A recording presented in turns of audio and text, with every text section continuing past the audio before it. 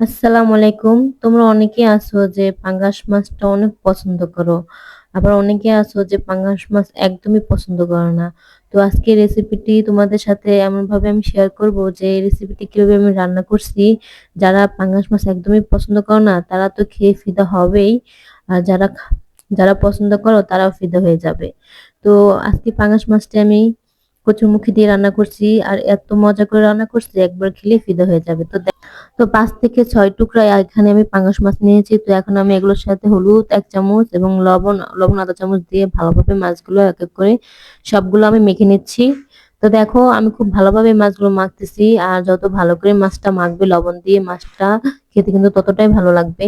তো দেখো এখন আমি কড়াইয়ের মধ্যে তেল দিয়েছি। তো আমি এখানে সয়াবিন তেল দিয়েছি। তো আমার তেলটা গরম হয়ে গিয়েছে। তো এখন আমি এক এক করে সবগুলো মাছ দিয়ে দিচ্ছি।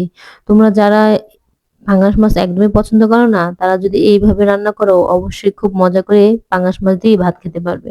তো দেখো আমি এখানে পাঙ্গাস মাছগুলো এক এক করে কড়াইয়ের মধ্যে দিয়ে দিচ্ছি। তো আমি এখানে কচুরমুখী দিয়ে পাঙ্গাস মাছ রান্না করব।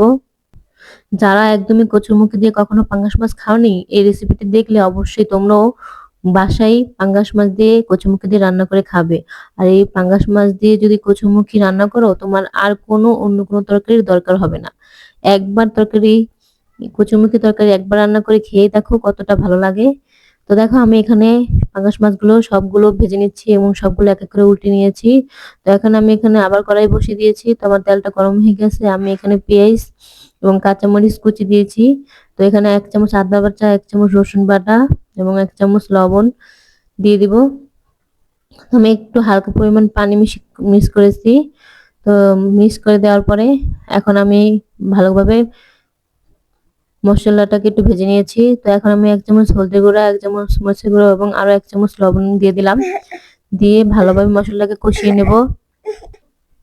তো এখন আমি খুব ভালোভাবে এই মসলাটাকে কষিয়ে নেব। যতক্ষণ না তোমরা এই মসলাটা তেলতেলে না হয় অতক্ষণ তোমরা কিন্তু কচুরমুখীগুলো দিবে না। তো দেখো আমার মসলাটা একদম ভালোভাবে মসলাটা কষানো হয়েছে। তো এবং উপর থেকে তেল উঠে গেছে। তো এখন আমি এক এক করে সবগুলো কচুরমুখী দিয়ে দিচ্ছি। তো এইভাবে সুন্দর করে আগে কচুরমুখীগুলো কেটে ভালো করে ধুয়ে পরিষ্কার করে রেখে দিবে। আর দেখো আমার কচুরমুখীগুলো কতটা সুন্দর আর একদম সাদা ঝকঝকে চকচকে। তো আমি এগুলো দিয়ে এখন ১০ মিনিটের জন্য ঢাকনা দিয়ে ঢেকে দিচ্ছি। তো দেখো এখন আমি পরিমাণ মতো পানি দিয়ে দিচ্ছি। তো পানি দিয়ে ভালোভাবে আমি ঝোলটা পরিমাণ মতো দিয়ে দিলাম। আমি এখানে ১ কাপ পানি দিয়েছি। তো এখন আমি এক এক করে সবগুলো মাছ দিয়ে দিচ্ছি। তো যারা তোমরা কচুরমুখী খেতে পছন্দ করো তারা এইভাবে পাঙ্গাস মাছ দিয়ে রান্না করে খেয়ে দেখবে অবশ্যই তোমাদের খুব ভালো লাগবে। তো আমার রান্নাটা একদম কমপ্লিট হয়ে গেছে। তো আমার ভিডিওটি যদি আপনাদের ভালো লেগে থাকে আমার চ্যানেলটি সাবস্ক্রাইব করবেন, লাইক করবেন, কমেন্ট করবেন, শেয়ার করবেন। সবাই ভালো থাকবেন। আল্লাহ হাফেজ।